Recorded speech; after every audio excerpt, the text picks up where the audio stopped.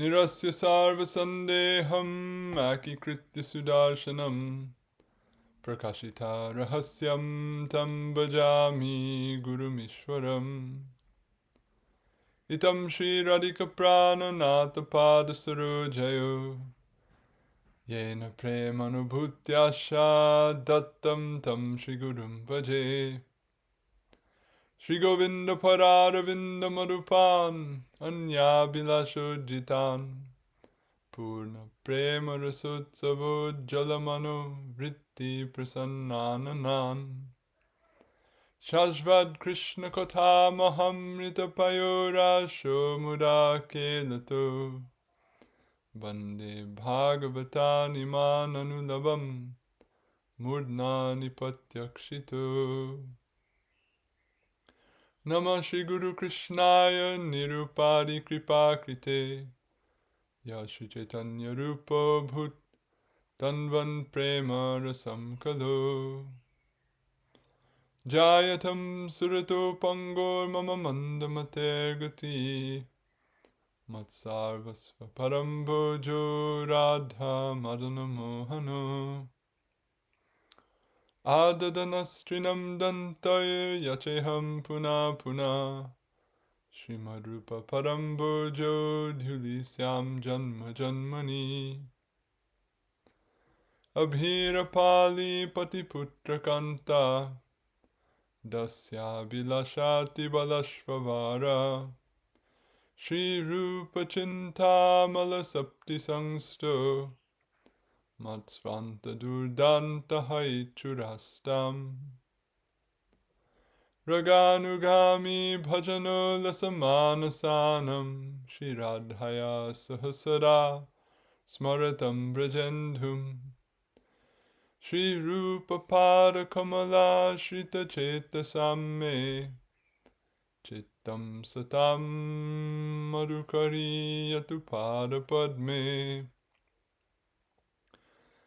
Bhaktirya Nikilarta Varga Jananiya Brahma Sakshat Kriter Anandatishaya Prada Vishaya Jat Sukyat Vimuktir Yaya Shri Radha Ramanam Param Bhaja Yugam Yasya Mahanashrayo Ya Karya Vrajalokavat Gurutara Premnaiva Tasyai Namah Yaram Ya Nikilagha Sangha Shamani Shrotratritim Sangata Yasvadya Rasikai Sukabdi Janani Dhikarya Mukti Spriham Yadhyata Hridaye Vrajendra Tanuja Premamrita Syandini Saji Yad Hari Bhakta Vrinda Mohita Dhanyeha Padyavali. By the grace of Sri Kali Yuga Pavana, the Swabhajana Vibhajana, Prayojana Avatar Prema Purushottam Karuna Maha Sagar Shri Gauranga Maha Prabhu, and his beloved Parshad, the crest jewel of Gaudiya Vaishnavacharyas, the fulfiller of his heart's desire, Sri Rupa Gosvami Prabhupada. Again, today we will continue our discussion of Padyavali, and we resume in this section on Bhagavad-dharma-tattva, in particular, this section discussing Vaiṣṇave jāti buddhiḥ, or the notion of a caste in relation to Vaiṣṇavas. So we're in some in-depth discussion on this subject. What is caste? What is a Brāhmana? What is a twice-born? What is a Vaiṣṇava? All of these different categories and how they overlap and also don't overlap, and what are the spheres of eligibility of each of them respectively, as well as the relative state of purity of them, or the relative spiritual standing of them. This is the analysis we're in the middle of. So we left off last time with discussion of the idea that a Vaiṣṇava, regardless of their caste, is more pure than a Brahmin who is not a Vaiṣṇava. And that a Brahmin may have all the different characteristics that are ideally found in a Brahmin and still not be as pure as a Vaiṣṇava. So this point was made by Prahlad Maharaj in Srimad Bhagavatam. We looked at the commentaries on that, and now we'll look at a couple more verses here in the Bhagavatam that also speak to this same subject matter, the supreme purifying power of bhakti, of Vaiṣṇavatva. So, without further ado, I'm picking up from discussion of the Bhagavad 2.4.18, right where we left off last time. So lastly, in regard to Prahlad Maharaj's point, that even a dog cooker or an outcast who is a bhakta purifies both himself and his family, Sri Jiva refers to a statement to the same effect by Sri Śukadeva Goswami in Srimad Bhagavatam.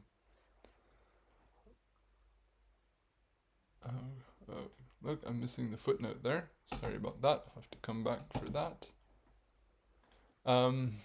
Kiratas, Hunas, Andras, Pulindas, Pulkashas, Abhiras, Shumbhas, Yavanas, Kasas, and so forth, as well as other sinners, become purified upon taking shelter in those who have taken shelter in whom?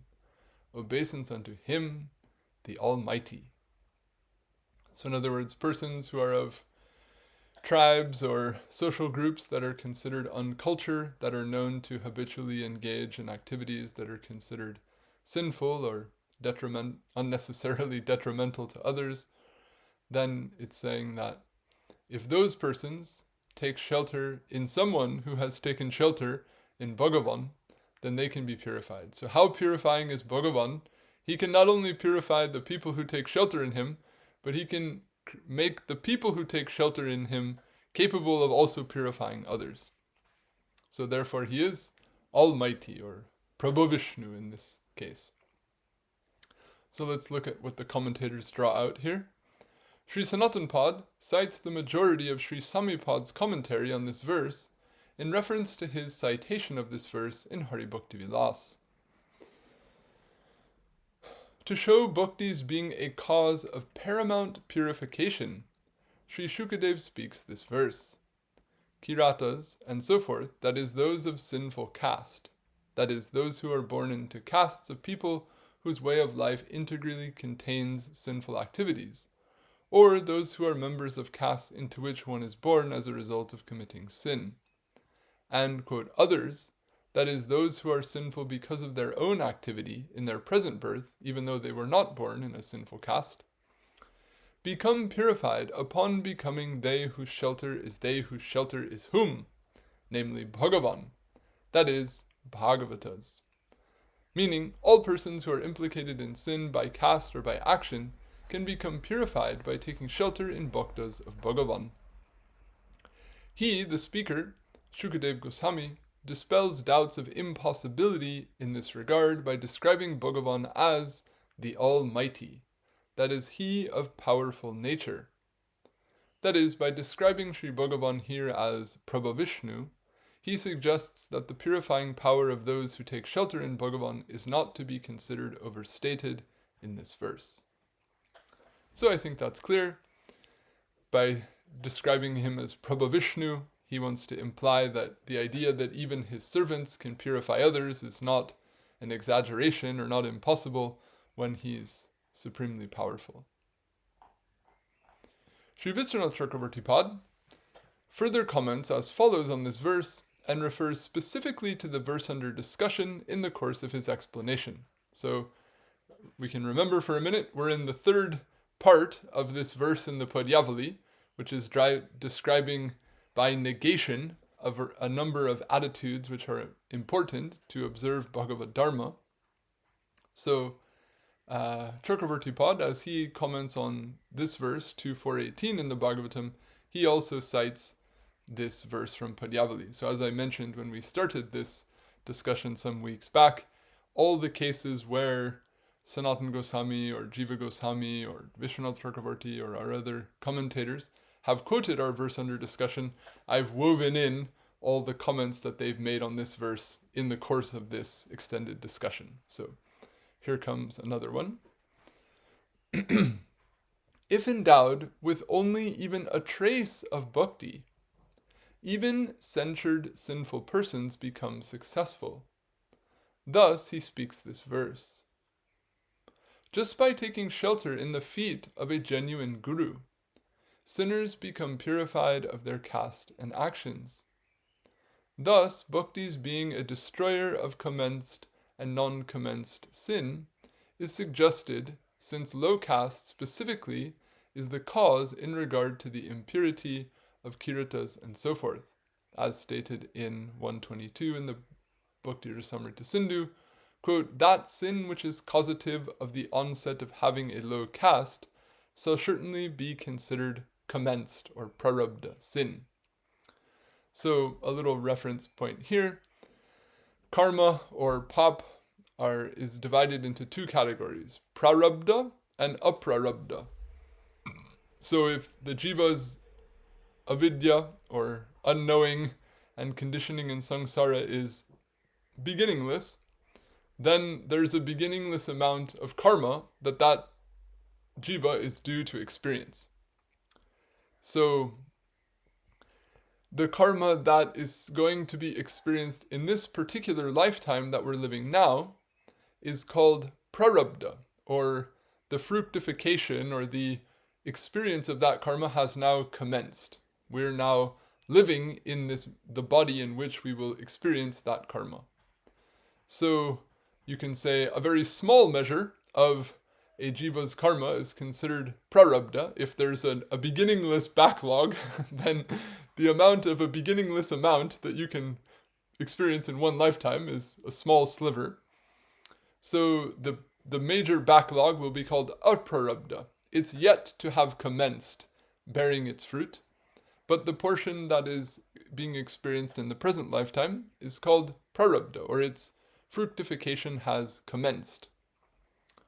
So in the scriptures there are various descriptions of various activities, most prominently bhakti, that have the power to override one's karma, or to cancel or nullify one's karma. But then some persons have further deliberated on this, and they have considered, is that power that such and such activities, such as bhakti, is said to have over karma, does that apply to both prarabdha karma and aprarabdha karma, or just aprarabdha karma? In other words, karma that isn't fructifying now, that could be cancelled, that seems more or less easier. But this karma that's already in place, that's already been set to commence and is woven into the web of the collective karma of so many other beings in this world, how is it that can get cancelled? Is that possible? Some persons have harbored a little more concern about this second matter. So Rupa Gosvami makes a pointed analysis in the Bhakti Rasamrita Sindhu to stress that yes, bhakti is so powerful, it can override not only aprarabdha karma, but also prarabdha karma. So that's this passage that Chakravarti Pad is quoting comes from that section. And I'm adding a bit of discussion on this point because we're going to discuss in full detail the other verses that Rupa Goswami cites in that section very soon.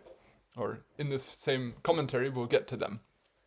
So it's worth spending time to grasp the context.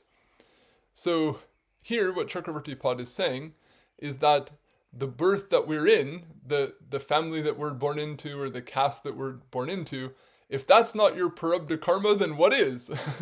In other words, that's by definition karma that has, commenced its effect, because that's literally, how you've been born. So there's no question that falls into the category of prarabdha karma. So to say then, or to find a passage in the Shastra which mentions that, such as the one we just quoted, 2.4.18 in the Bhagavatam, that someone born in all these different castes is purified by bhakti, proves or illustrates that bhakti has the power to override even prarabdha karma.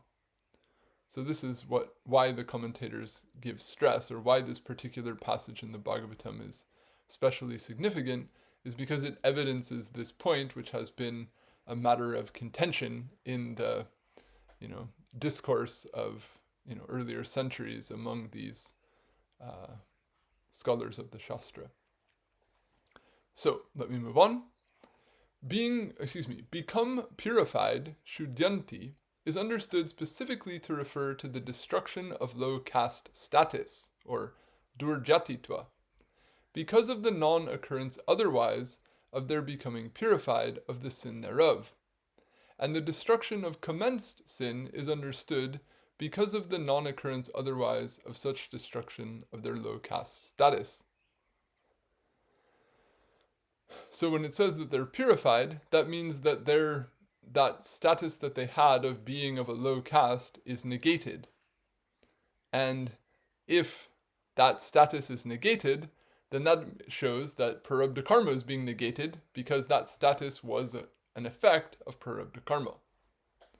Still, that they are referred to as being of that caste. Okay, now this is interesting. So our whole argument here is that they're purified of their caste status. So then you might argue, so then we shouldn't call them that anymore, because that would imply that they're still in that status that they've now been purified of. So it would be disrespectful to bhakti. It would be irreverent of the purifying effect of bhakti if after these people are purified of this thing by bhakti, that we just still refer to them as though they're not. Wouldn't that be unacceptable? This would be a line of thought that someone might raise. So here he's saying still, or in other words, not going along with that line of thought, he says that they are referred to as being of that caste, meaning that those who were purified of their low caste status are nonetheless still spoken of as kiratas and so on in this verse and elsewhere, is only practically. In other words, as a matter of convention, and not rather in the true sense of the word. So they're spoken of in that way because that's how people will understand what's being said, or people will be able to grasp, how they fit into the world or the social fabric, but it's not said in a specific sense that it's not meant to be interpreted to mean that they're not actually categorically now beyond that status of being of that caste. So this is his clarification. This is to be understood because of the prohibition of the notion of a caste or jāti buddhi in relation to them, described in a statement of the ancients cited in Padyavali. Quote, one who in regard to a deity of Viṣṇu has the thought of a stone, in regard to gurus the idea of a man, in regard to a Vaiṣṇava the notion of a caste, and so on, is situated in Naraka. Here's our verse. So what it's saying is that we shouldn't have the idea that a Vaiṣṇava is just merely a member of a caste, but yet still, the Bhagavatam itself is talking about these people as though they're just members of those castes. So you might say, even Śrī Gosvami doesn't follow this idea. So to prevent that idea, Chakravarti Pad is saying, okay, hold your horses. He's still talking like that, but he doesn't really mean it. Or it's not that by calling them or referring to them by those labels that he's not affirming that in fact that they've transcended that status. That's not what he's being implied. So he doesn't have the quote buddhiḥ. He's not using this term with the idea that they're merely a member of that caste. So this is the distinction he wants to clarify. So also, an injunction that even such persons of low caste are fit to be taught bhakti is also obtained. That is understood to be an implication of the verse under discussion. Meaning, these persons of low caste, if they take shelter in a bhakta, then they'll be purified by that bhakta, and then they're eligible to learn about the path of bhakti from that bhakta. Why not? It will also be said later in the 11th canto, in 11.5.4, quote, women and indeed shudras and so on are fit for the favor of those like you all. That is, of bhaktas of Sri Bhagavan. Meaning in the path of karma, according to the classical rites of various smriti shastras, women, shudras, persons not born in the varnashram society are considered ineligible to perform certain rites, study certain texts, perform certain activities, etc. But when it comes to bhakti, then this point is made, women and shudras and so on are fit to be graced by bhaktas. In other words, they are eligible for the path of bhakti. So don't think that that discrimination that's made on the path of karma is applicable to the path of bhakti. and specifically those of low caste are understood from the word and so on here. That is, the mention of Shudras and so on in the Bhagavad 11.5.4 indicates that those of low caste, that is, those considered even lower than Shudras, are also fit for the favor of Bhagavan's bhaktas. So he's just clarifying that the adi, or the etc. there, is pointing to the persons who are considered low caste. Another statement further affirming that the path of bhakti is open not only to all human beings, but to all life forms throughout the universe is also found in the second canto of Srimad Bhagavatam. Quote, if they become educated about the character of those whose ultimate shelter is he of astonishing step, then women, Shudras, Huns and Shabaras, even sinful living beings and even animals, can certainly know and cross beyond Deva's Maya. So how much more so can those who grasp what they have heard? So we'll look at commentary on this statement. Sri Jiva comments that because of the mention of, quote, even animals in this verse, it is established that Shraddha alone is the cause in regard to eligibility for bhakti, since the restrictions that apply in the regard to caste and so on in the path of karma, that is, the necessity of a birth in the three upper jātis to become twice born, are superseded on the path of bhakti.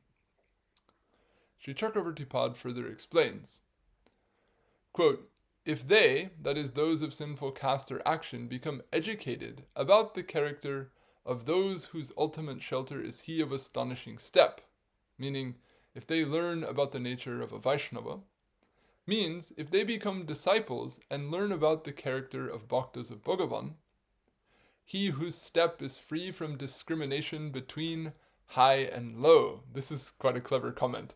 So Bhagavan here is called Adbhuta Krama, or he of astonishing step. So Chakravarti Pad is contextualizing this and saying, why is Bhagavan's step astonishing here? Or what's the astonishing bit of his step? Then he's taking that, quote, step as being free from discrimination between high and low. So he's reading that in the context of the verse to mean what's special about Bhagavan? That he doesn't discriminate between castes the way is done in the path of karma. That's the special feature of his stride, so to speak. So he who bestows his grace upon living beings without discriminating between them on the basis of whether they hold a high or low worldly status or position. Quote, even animals refers to swans, elephants, parrots, mynas, and so on. So if one can hear and one can have conviction in what is heard, then one is eligible for bhakti. Doesn't matter what condition of life they're in, what life form they're in, what past actions they've performed. When bhakti is thus understood in accord with the last two verses cited from Srimad Bhagavatam, to be supremely purifying, such that even a person of the most sinful caste and actions can become more exalted than even a non-bhakta brahmana, who is replete with all conventionally desirable qualities and conduct. The question can arise as to whether a bhakta who was born in a low caste is then eligible to engage in the rites enjoined for the twice-born and thrice-born on the path of karma, that is, to engage in chanting the Gayatri mantra, conducting yagyas such as the Soma Yaga, and so on. So here we're going to go to a further matter of practicality. So if we say, based on all these verses in the Bhagavatam, you're a bhakta, you're more purified than even brahmanas. So does that mean now you can do what brahmanas do? This is an interesting question. If you're completely purified of your low caste status, then why wouldn't you be able to enter into the activities that you're prohibited from doing just because of that status? You don't have the status anymore, so why would the prohibition apply to you? Therefore, you should be able to perform those activities, isn't it? Or maybe not. Or why would you? And what would you gain? If you're following the path of bhakti, What would you gain by going and doing those activities that Brahmins do on the path of karma? Even if you could, would you? So these are all the questions we're now going to dive into. So read carefully, friends. This gets a bit technical. Verses such as the following one, which is cited by Sri Sanatana Pad in Hari Bhakti Vilas and Sri Jiva Pad in Bhakti Sandarbha, may appear to convey that this is possible. Or in other words, some people think it is possible, and some people quote this verse to try to prove that. So this verse, cited from a text called the Tattva Sagar, which I can't recall ever elsewhere being cited in our Goswami's works. Perhaps there's another citation, but it's certainly a little known, little cited text. Says, Yata kanchanatam yati kamsyam rasa vidhanataha tata diksha vidhanena dvijatam jayate nrinam. As by means of mercury, bell metal acquires goldness. That is, as an alchemical process involving mercury is believed to turn bell metal into gold. So, by means of Vaiṣṇava Diksha, the twice-bornness of human beings arises. So this is an analogy, reference to, medieval alchemy, or the cultural understanding of medieval alchemy. So there was this idea that you could take a low-quality metal, and by using mercury and some other, combination and process, you could turn that bell metal into gold. So wouldn't that be great? If we could turn the cheap metals we have into gold, we could be rich. So there was much attempt or pursuit of this desired object through, medieval forms of alchemy. So this is the analogy then, we can say from, cultural reference, as people of the culture at the time that this was written had this understanding that this sort of alchemical process was possible, where something of a lower nature or a lower status could be transformed into something of a higher status, just as gold is considered to be of higher value than bell metal. Then the idea was, by means of diksha, in context meaning Vaiṣṇava Diksha, the twice-bornness of human beings arises. So the idea then is that persons who are not twice-born, or not eligible to be twice-born, could become such by means of receiving Vaiṣṇava Diksha. So Vaiṣṇava Diksha is being compared to mercury, or this, you could say, special active ingredient that can bring about this alchemical transformation of one thing, the nature of one thing, into another. So Sanatana Gosvami, he comments on this verse, quote, the dvijatva, or twice-bornness, that is the brahmanahood, viprata, of human beings, that is verily of all human beings, meaning those born in any caste, arises by means of diksha. So Sanatana Gosvami wants to stress that by saying of human beings, he's not just talking about those who are born in the families that are conventionally considered eligible, but he wants to make sure that people understand the intent of the verse is that any human being, even born in a Shudra family or a Malacha family, could attain this twice-bornness, or this status of being a Vipra, a Brahmana, by means of receiving Diksha. So,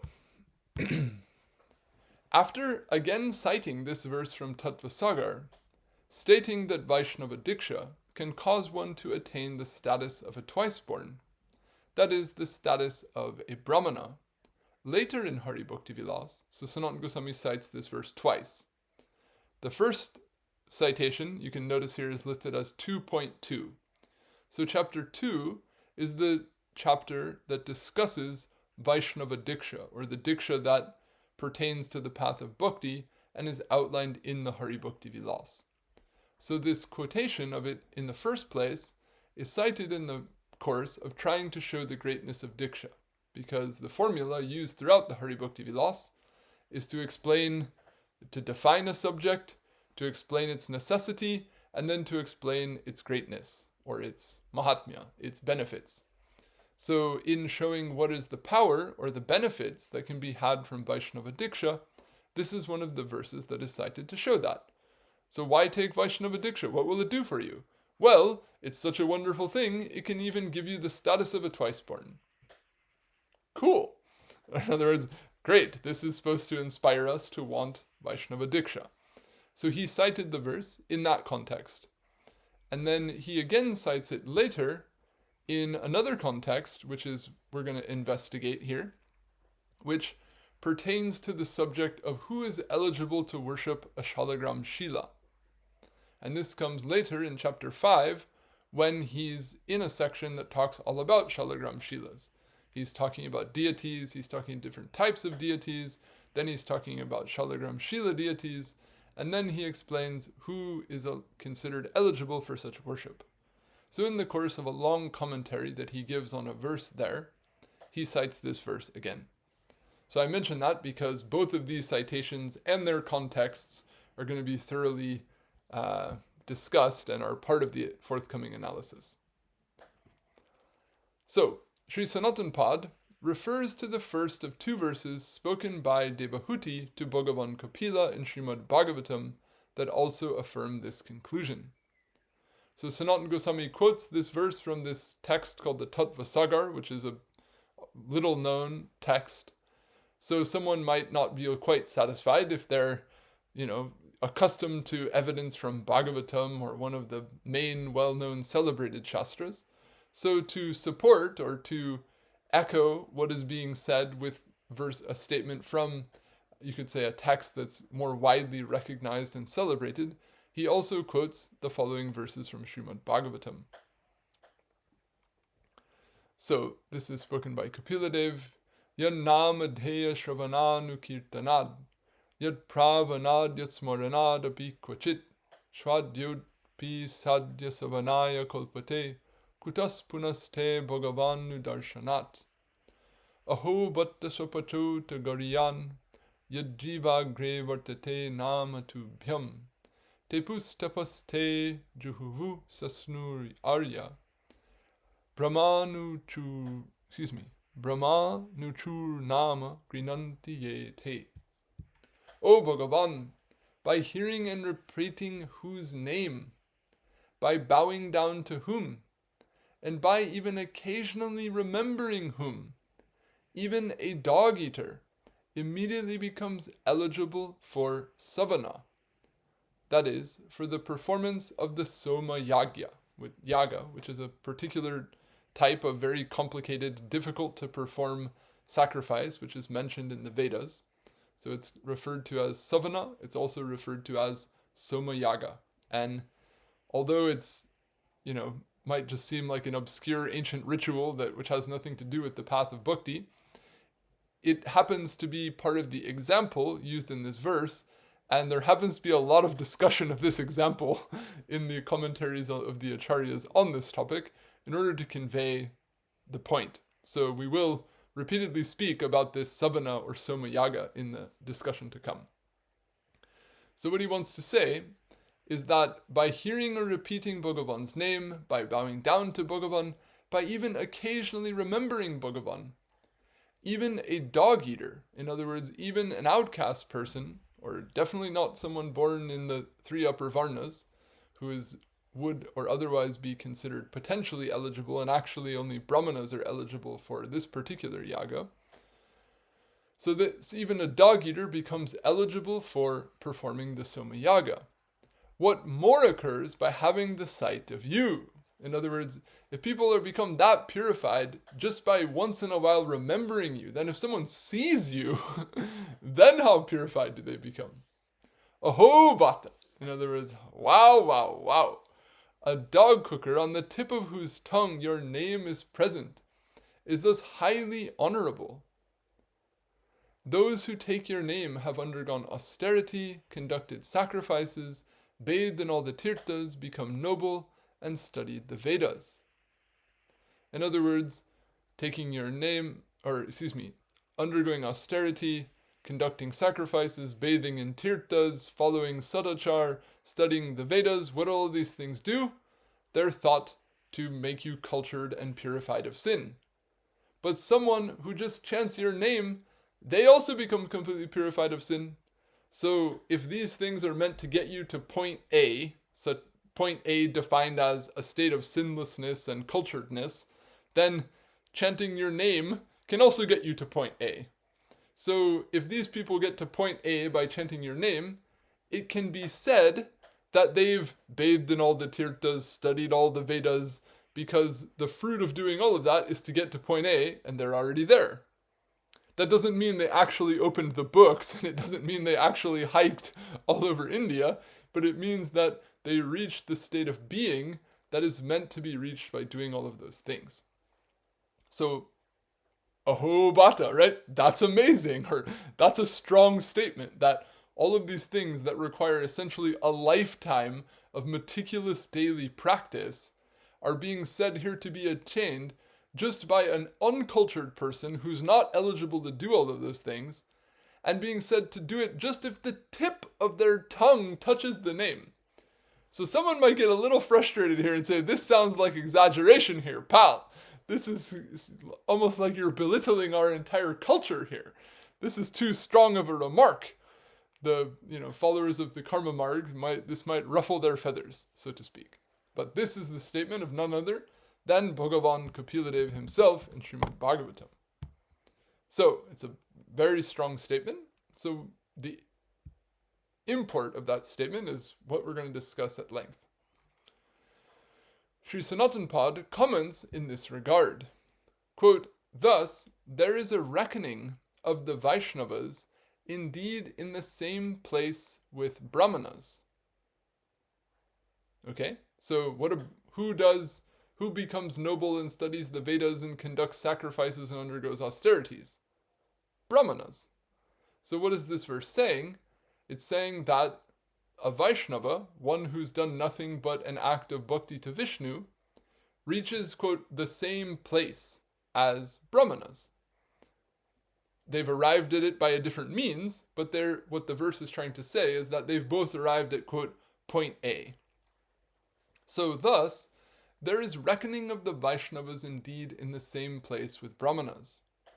That is, Vaishnavas are regarded as being on the same level or of equal status as Brāhmaṇas. There are indeed many similar statements in Srimad Bhagavatam and other texts. In this way, the Vaishnavas' veritable equality or samya with the Brāhmaṇas is established. So Sanatana Gosvami is saying that these Vaishnavas, whatever the caste they may have been born in, by virtue of their Vaishnavatva, by virtue of their doing bhakti, reach this state of samya, equality, Brahmana sahai, with Brāhmaṇas. So the point is clear, but what is important is to think about what does he want to imply by this? In other words, to say that Vaishnavas have veritable equality with Brāhmaṇas, does that mean in all respects? Does that mean in some respects? Does that mean they can do all the same activities that Brāhmaṇas do? Does it mean that they can receive all the same privileges that Brāhmaṇas do? As Brāhmaṇas are entitled to charity, are Vaishnavas similarly entitled to charity? As Brāhmaṇas study the Veda, are Vaishnavas similarly entitled, or are they now duty-bound to study the Veda? If you say that Vaishnavas are equal to Brāhmaṇas, does that mean every duty that a Brahman has, now a Vaishnava has to do that duty too? Are they equal in responsibilities? Are they equal in privileges? Are they equal in eligibility? Are they equal in respectability? What kind of equality is this? This is very important to understand. And that's what this discussion will try to draw out. And the lack of scrupulousness in being clear about what is the scope or the intended scope of that equality is where there has arisen some differences within various Vaishnava communities, or differences within different within the historical unfolding of Vaishnava tradition. So, when Sri Sanatana Pad speaks in these passages of, quote, Vaishnava's veritable equality with the Brāhmaṇas, and, quote, the twice-bornness, that is the Brahmanahood, of all human beings by means of Vaishnava Diksha, is he speaking of complete equality in every respect, or specifically of equality with respect to conduct that Vaishnavas can or should perform, or specifically of equality in terms of eligibility in regard to some form of conduct, or specifically of equality in terms of the respect due to Vaishnavas, or specifically of some other qualified sense of equality? Clearly, ascertaining his intention is important, and it can be first of all inferred from context. So now what we're diving into in the coming discussion is we want to look at what Sanatana Gosvami said, what is the context in what he says, what has he said elsewhere, what has other persons like Jiva Gosvami said elsewhere, so that we can answer this question as to what is the intended sense of this equality. Sri Sanatana Pad first cites the aforementioned verse of Tattva Sagar in the section of Hari Bhakti Vilas, the subject matter of which is the greatness of Vaishnava Diksha. This means the citation is not in a section that deals with establishing the compulsoriness of any practice or the exact details of any procedure. This sectional context itself shows that his intent in citing the statement is for the purpose of showing the greatness, that is, the beneficial effects of receiving Vaishnava Diksha, and not rather for the purpose of establishing a rule or a guideline in regard to the practical conduct Vaishnavas should observe in regard to the sphere of activity, in regard to a sphere of activity apart from Vaishnava Diksha. So Hari Bhakti Vilas has some extremely detailed ritual procedures in it. How to do the puja on Janmastami, oh my gosh, it goes on for hundreds and hundreds of verses. Right? How to do this rite, how much weight should the gold use to make this deity that you offer to Vaman Dev during the Vishnu Shrinkala Yoga. There's some extremely elaborate rituals which only some very wealthy, very educated householders could ever perform. And so when the Hari Bhakti Vilas is talking procedure, it talks procedure. In other words, it gets into detail, it doesn't hide away from serious detail.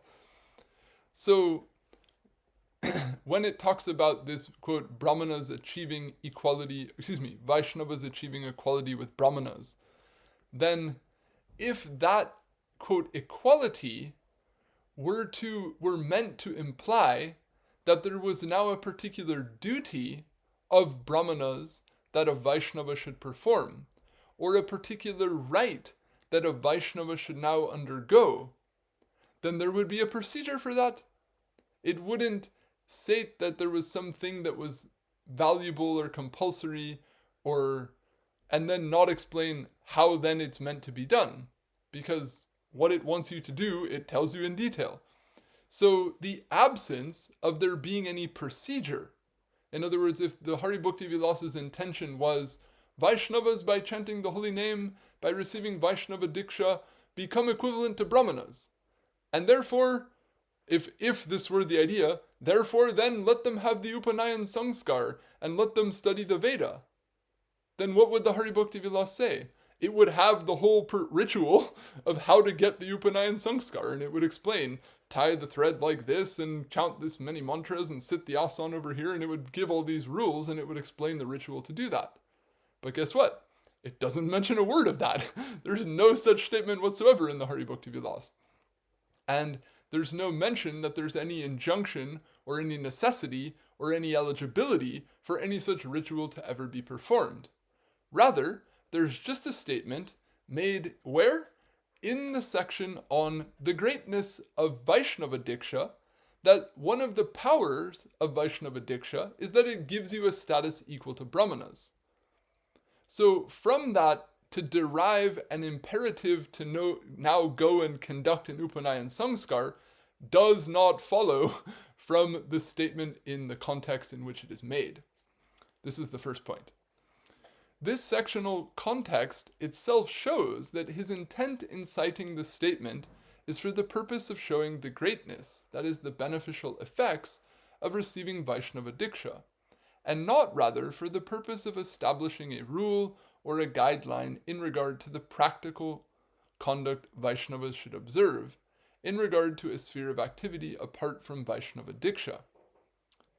In this regard, a pair of verses Sri Sanatana Pad cites before this verse from Tattva Sagar.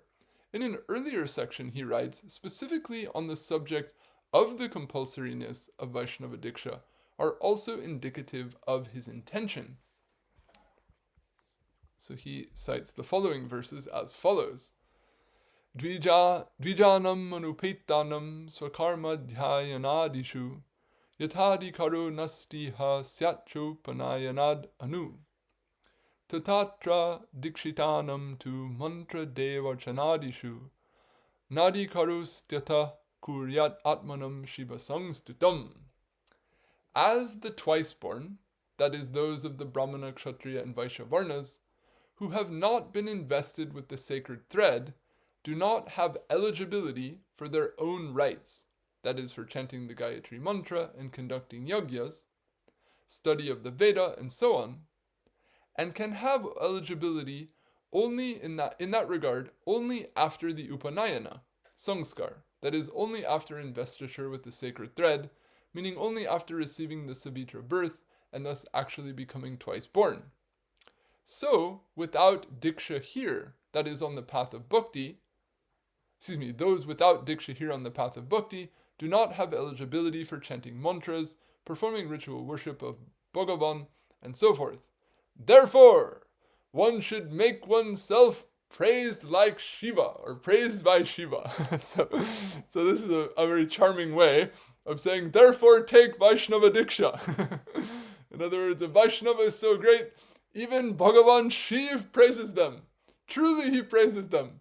So why not make yourself an object of even Shiv Thakur's praise? Become a Vaishnava. This is, so to speak, what is said. This is clarified in the commentary. Quote, truly praised by Shiva means initiated.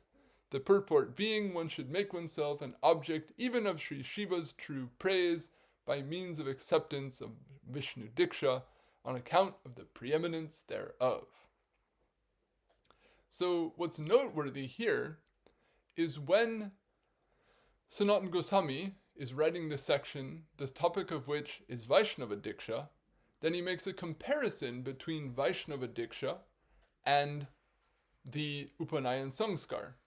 So you don't compare two things that are the same, you only compare two things that are different than each other. So he's saying that just as people born in Brahmin families, upper class families, can't do the Gayatri mantra jap, can't study the Veda, can't do these other activities until they get the Upanayan Sanskar, until they become twice born. Just like that, you can't do puja of Bhagavan until you get Vishnu Diksha. Simple comparison.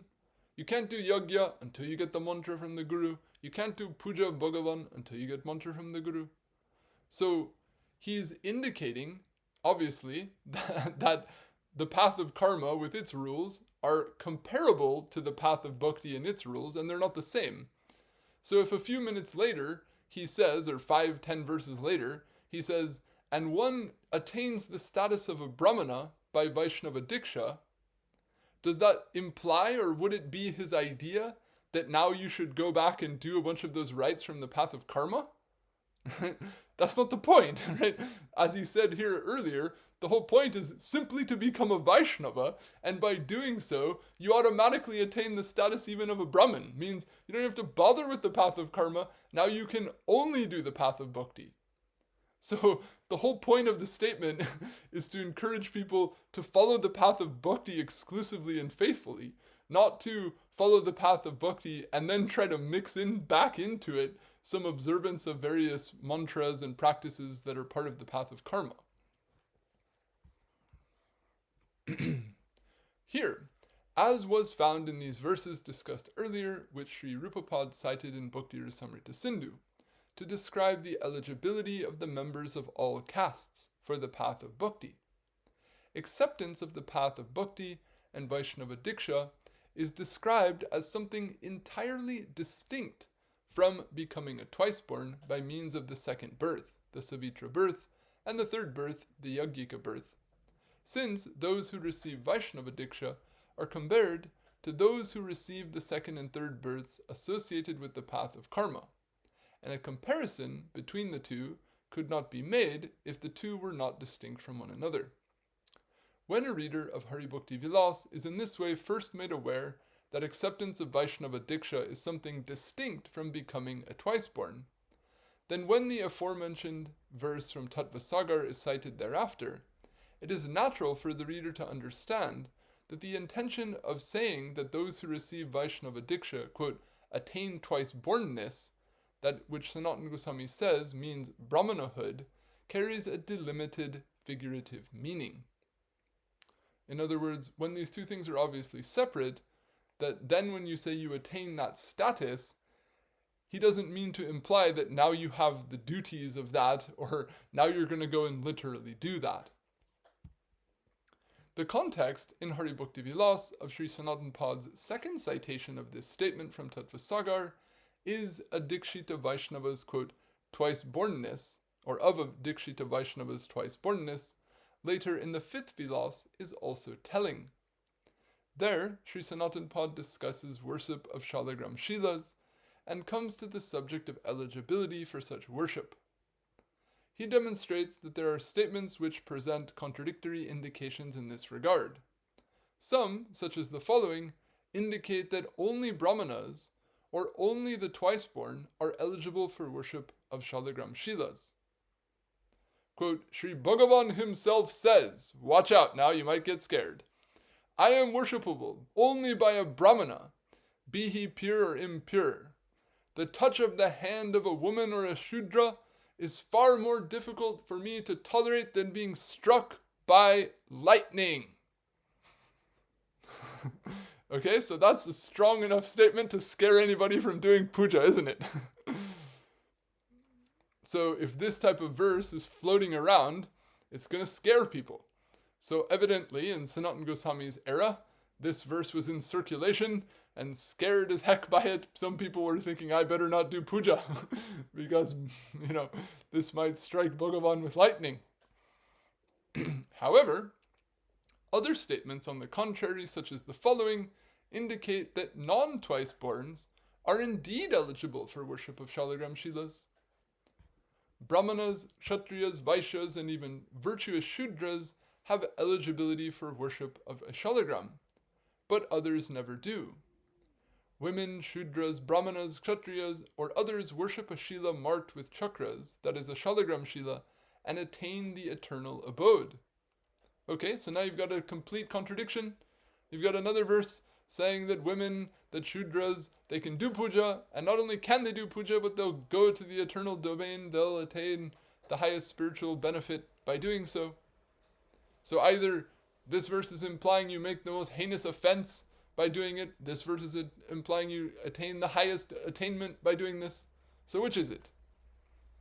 Sri Sanatana Pad resolves this apparent contradiction as follows.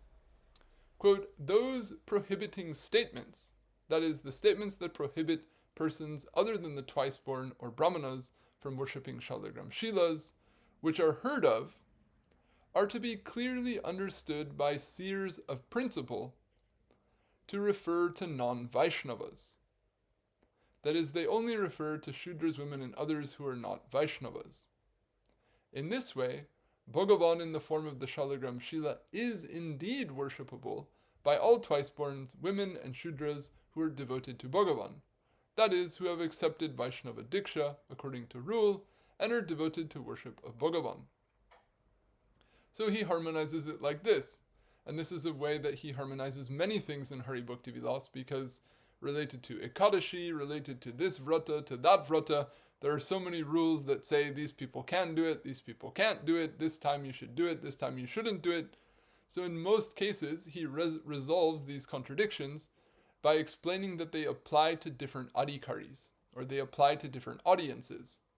And when the statements are made, but there isn't a specification of the audience made in the statement, then it can be taken as a blanket statement applicable to all.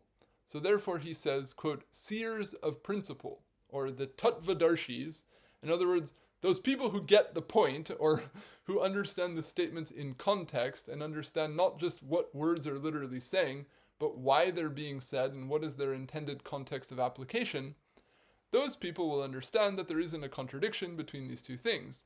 And the idea is that all Vaishnavas, women, Shudras, whoever, whatever, doesn't matter if you're a Vaishnav, you can do worship of Shalagram Shilas. But if you're not a Vaishnav, then you can only worship a Shalagram Shila if you're a twice-born. Okay, simple. In other words, simple set of rules. You can't do puja to Shalagram without being either a twice-born or a Vaishnava. In other words, you got to have either the Gayatri mantra or a Vishnu mantra. You got to have some kind of mantra. So this is how he resolves the contradiction. So, I think I'm out of time for today. Oh dear. Well, let's leave it at that. And we've got plenty more. I hope everybody's got full appetite for a lot of technical detail regarding a bunch of rules which aren't actually that practical in our lives these days. I know this is very long and laborious, but what can I say? Once you're on the go, you might as well just flush out all the details while you're at it and let the subject be laid to rest. But it is also relevant for, I might say, unspoken reasons related to the history of our sampradaya and the etiquette that was foreseen for our sampradaya by the Goswamis, and for those of us who aspire to understand the way the Goswamis envisioned this future of the sampradaya to function, and how we can, in the present day, follow the path of bhakti and do so in accord with the intent of the Goswamis' works, then these things are also of technical significance.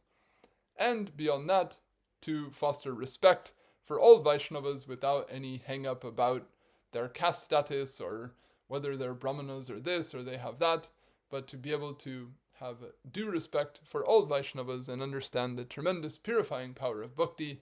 All this technical analysis does support our conviction in that.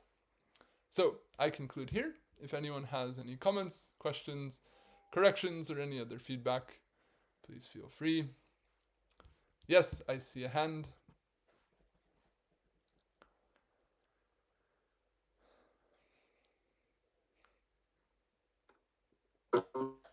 Pranam. Very nice class.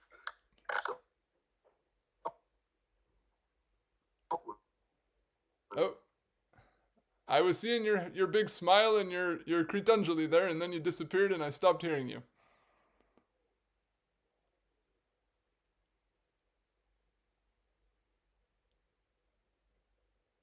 Oh dear.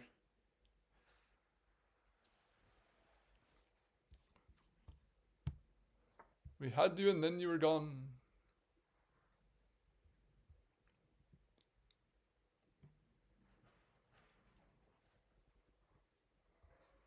Let's give it a minute.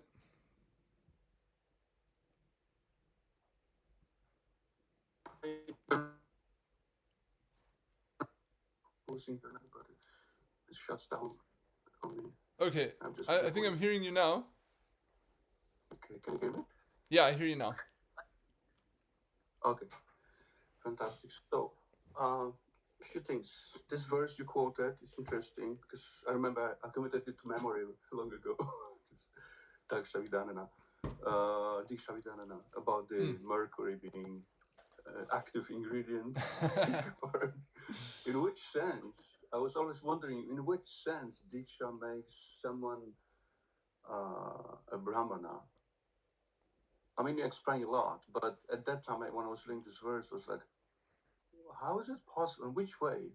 I mean, because, then this Brahmana status wasn't very clear at that time to me. So I was like wondering, what is the ingredient or particular feature of the Vaishnava Diksha that makes one Brahmana?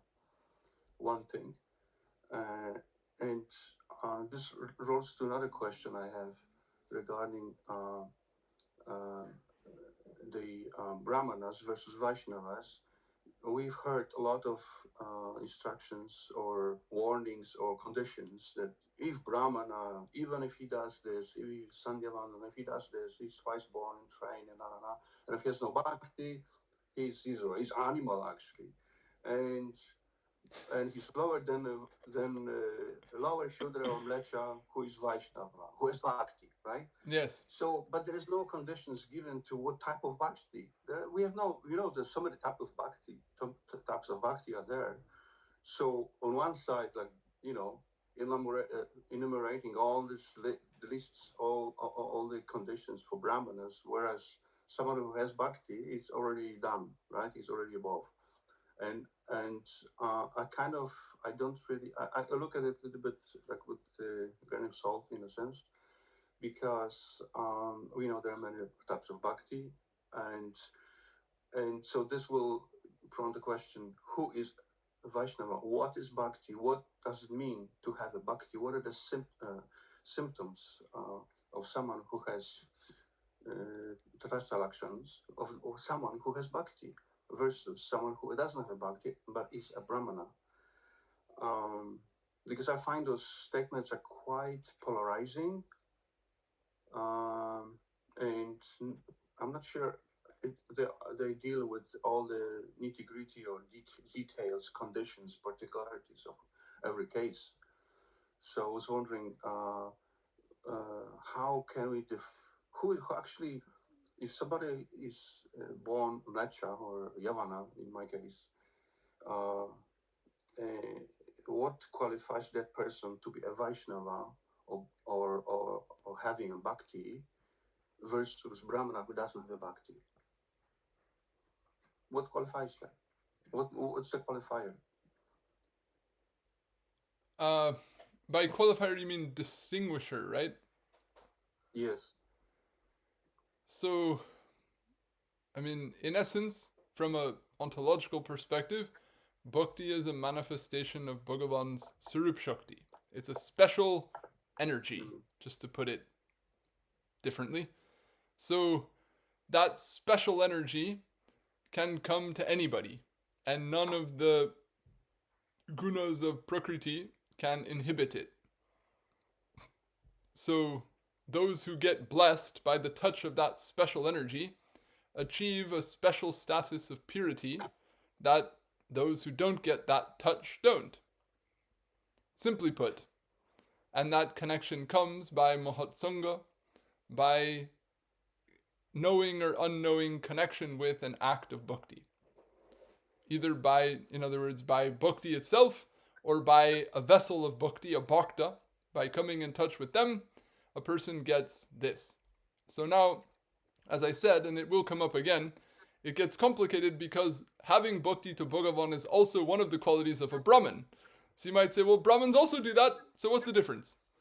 So therefore, Chakravarti Pad made that point, that the bhakti that's a quality of a Brahmana is Gani Bhuta Bhakti, or it's secondary bhakti. And the bhakti that qualifies a Vaishnava, by implication, would be Pradhani Bhuta Bhakti. It's where bhakti is the predominant or the central or the primary aspect. So essentially what distinguishes these people is the blessing they receive, in other words, the sangha that they get, and the shraddha that forms in their psyche in response to that. So because a Vaishnava's shraddha is in bhakti over and above the karma marg, that distinguishes them from Brahmanas or other followers of the karma marg. And that's made in general. And then on top of that, we have gradation and specificity of different types of bhakti, different degrees of purity of bhakti. So that goes, you could say, over and above that. But fundamentally, the distinction is made between those who have shraddha in bhakti as their marg, as their defining essential thing. In other words, when it really comes down to it, what matters, or what do you hold on to when you really have to hold on to something? When you say bhakti and not karma, then you're a Vaishnava. And having that conviction, having that adherence, is said to be to purify someone or to elevate them to a spiritual status or to have the potential for spiritual benefit that is greater than those who fundamentally have Shraddha in the path of karma, in something that is, so to speak, within the cyclic realm and not related to transcendence thereof. Yes, thank you. So what comes to mind is the example of Haridas Thakur, who was fed by Advaita Acharya before Brāhmaṇas, who came to be fed as well. And to understand the status of Haridas Thakur. But to draw the same analogy to every single person who has some type of faith in Krishna and does things, it's he doesn't have the Sarup Shakti yet, but he's on a sadhana stage where he's expected to obtain this Sarup Shakti, right, in the stage of Bhava and Prema, or maybe earlier. But what about those who just on Bhajana Kriya or just Nishta? But they don't have Sarup Shakti yet. Why not? Can you say that? I don't know. You tell me. I mean, they're chanting Harinam. Harinam is not a manifestation of Śrī Rupa Shakti. Okay, but so are you telling me that the bhakti is external? No. Anybody can chant Hare Krishna. Can they? Chant Hare Krishna too? I mean, the way Jiva Gosvami gives it, that if the name is being pronounced by anyone, it's only because Bhagavan's agency is enabling them to chant it. Okay, so does that mean they have Vaiṣṇavas? They have bhakti? It means that they're performing an act of bhakti, but whether they're Vaiṣṇavas or not depends on their Shraddha. In other words, bhakti is a Sarup Siddha Bhakti is performed whether you know it or not. I'm sorry, your voice is low. I'm sorry. Okay, go ahead.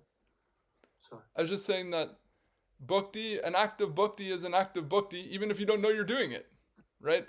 Haram, right? These examples are given that people, unknowingly pronounce names of Bhagavan without even doing it. And that itself is even said to purify them. So bhakti is like fire, purifies you whether you like it or not, whether you think it will or not, whether you know it or not. Okay, I understand. That's one side. But so that means, this example of comparing Vaishnava, Mlecha Vaishnava to be qualified to perform Soma Yaga. Yeah. Is it referring to anybody, like you just mentioned, or just one who obtained actually full-blown Sarup Shakti, like Haridas Thakur? Well, we'll get into that. We'll get into that very subject in the coming classes. We'll look at like 5 commentaries on that verse. So we'll definitely dig into that. Okay. But in short, we'll say yes. I mean, they don't put a stop on it. In other words, they're talking about Vaishnava as a category. They're not saying only Vaishnavas of this high caliber. They're saying Vaishnavas. It's amazing. But it's quite bold statement, though, That's what I said. Aho bata, right? In the Bhagavatam itself, it's saying, whoa. Yes. For us, it sounds heavy, powerful. But imagine this in the actually Vedic society. Right. Brāhmaṇas. That's right. The Bhagavatam is not a light book, man. The Bhagavatam is a serious thing. Yeah, my son recently said, Daddy, I think our line that we follow is quite niche. I said, yes. Indeed. Like, it's so, the statements are very unpopular, I would say. Is it not? Yeah, definitely like I was saying, that to say all these things that take a lifetime of hard work are eclipsed by the name touching your tongue once, someone might say, hey man, that sounds a little too high praise. But that's why, right, namarta kalpavad, that's why even it says to think that the glories of the name is an exaggeration is one type of aparad. That implies that it's not easy to believe it, It's hard to actually really believe in the power. That way, yes. It sounds good. Okay. Not exaggeration. Okay, that's aparad. Okay, I got it. Okay. Right. These kind of analysis, it helps us, especially for us in the modern day, coming from outside the culture, the implication or the boldness of these statements within their cultural context is not always so easily understood for us, But so when we dig into all this, then you can kind of feel a bit of that texture and realize like, wow, there's quite a lot going on here. It becomes more tangible, real, if it's explained and analyzed like you do. Otherwise, it's just fanatical belief, is it not? Yeah, it can just be kind of like rote doctrine, and also if we think about it in the modern day, when you're talking about issues that are unresolved in a society, that's typically where emotions flare up, arguments flare up, where uncertainty is felt, and a lot of times people are accustomed to this idea that religious doctrine is all ironed out. That was all settled and decided for us hundreds or thousands of years ago. That we can just repeat, and it's all done, so to speak. Or like, what is it this? Or is it, well, just tell me the siddhanta. It's like, no, they don't really want to think about it. It's like, well, just tell me the conclusion. It's like, actually, these things were all expressed at some stage in their expression were equivalent to unresolved issues in the society that were, causing tension and causing difficulty for people and forcing people to deeply contemplate what was really of the essence and, led to gradual shifts in the beliefs and the attitudes of society. So, that actually is still unfolding today for any of us who get out there to the cutting edge, so to speak, of all these things. But it just takes a lot of study to do so. But actually, culture never stops unfolding, and how we can meaningfully apply all of these teachings in the present in a progressive way is the ultimate art and the ultimate level we want to reach in our study and practice of all of this. So these kind of case studies that dealt with issues that were people had heavy vested interests in on both sides, to see how meticulously the acharyas went into these things and in some cases took bold stances, also, shows us that type of thing is also necessary, or that's also integral to being a Vaiṣṇava and to aspiring to serve Bhagavan according to whatever time and circumstances that you live in. And that, to do that is not necessarily ever going to be PC or going to be something that is going to be accepted by consensus.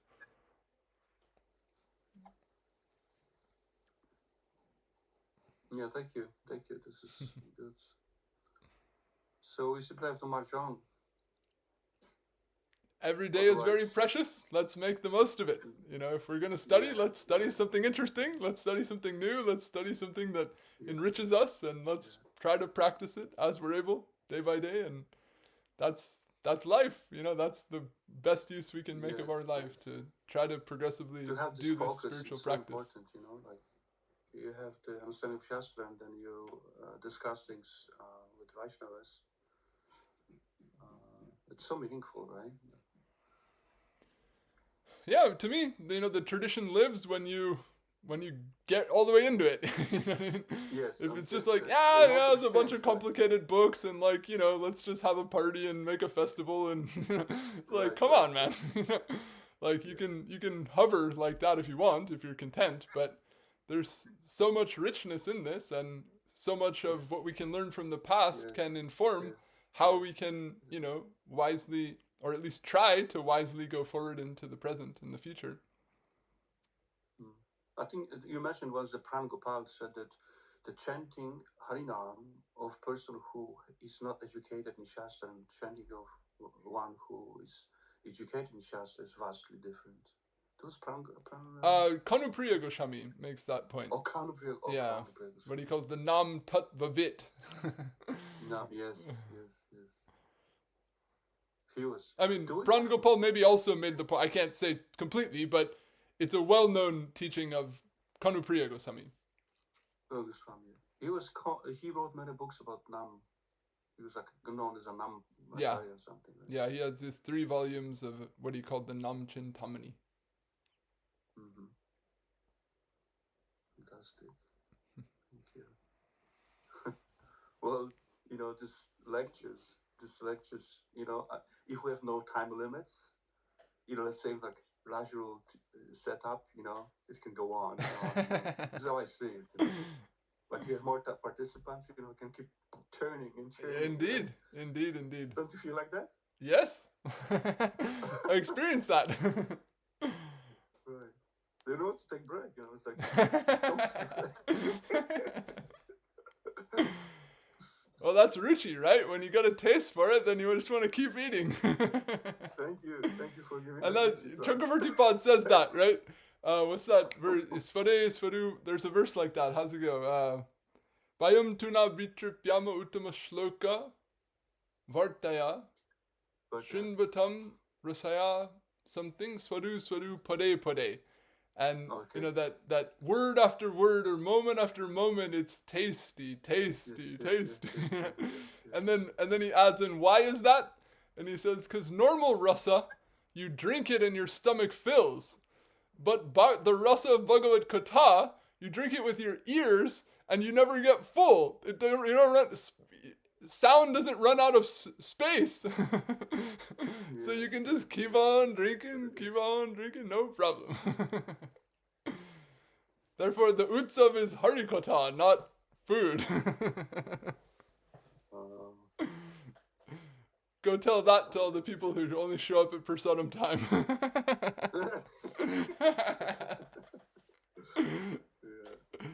Thank you. That's good. Fantastic. Wonderful. Well, my pranams. I'm blessed to have the chance to discuss these things with you. I think it's not a question, I think. Oh, I see. Yes. Pranam Baba. I was wondering if the Gayatri mantra which Vaiṣṇavas receive is the same Gayatri mantra which receive people who belong to Kshatriya, Brāhmaṇa, and Vaishya Varnas during the Upanayana samskara. Is it the same Gayatri mantra, or is there some difference between the two? Same. The mantra itself, same?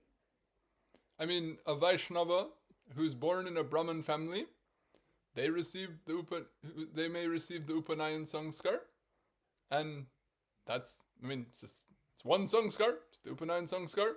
The Gayatri mantra is the Gayatri mantra, so they receive that.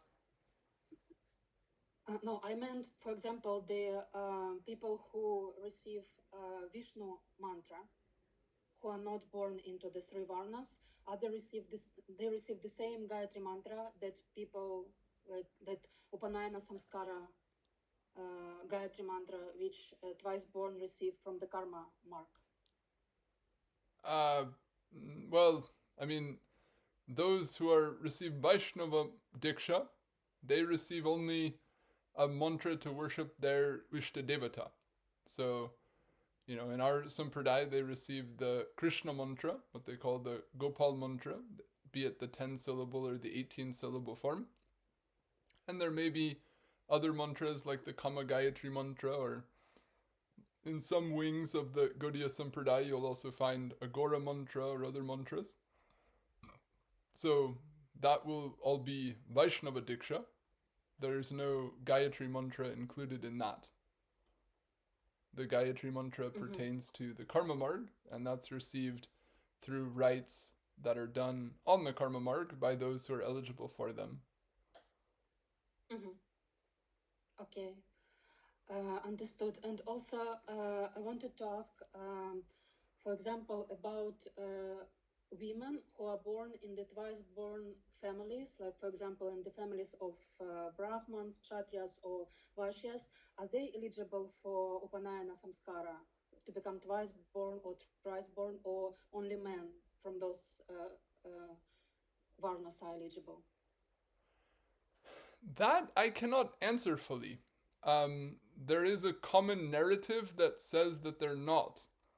But I have also seen some scholars produce evidence that show that there are instances in historical periods or in certain regions where women did. So I don't think there's a complete consensus on that one. In other words, there seems to be some prevailing notions of the negative, but there's also evidence to the opposite. So it may not have ever been a completely cohesive or singular custom throughout the ages and throughout regions. Mm-hmm. You know, that is a matter of ongoing scholarly research. It's not a particular topic that I've gone into a lot of research about, so I'm not the best person to answer that question. But, you know, it's something you could look into Mm-hmm. elsewhere. There are scholars who are doing work on that subject. So from what I have seen of it, there is some evidence of women receiving the Upanayana Samskar in some cases. So exactly how widely that ever occurred and whether it was ever of universal acceptance, maybe not, but it does seem to have existed to some extent. That's all I can say. Mm-hmm. Mm-hmm. Understood. Thank you very much. And also, if possible, at least briefly, could you please a little bit explain about this Soma Yagya? What does it signify? It's so important, because it's like many times we refer to this Soma Yagya, a sacrifice, and what is it about? Like why it is performed in Vedic culture, and if it was performed only in the past or still is performed today? I don't know that much about it. From what I understand, it was a very elaborate yajna, which took many months to complete. And so I believe that its mention in these verses is chosen because it's known to be a yajna that is especially difficult, or that really only a qualified Brahmin would do. So it's the example sort of fortifies the effect, the rhetorical effect of the statement.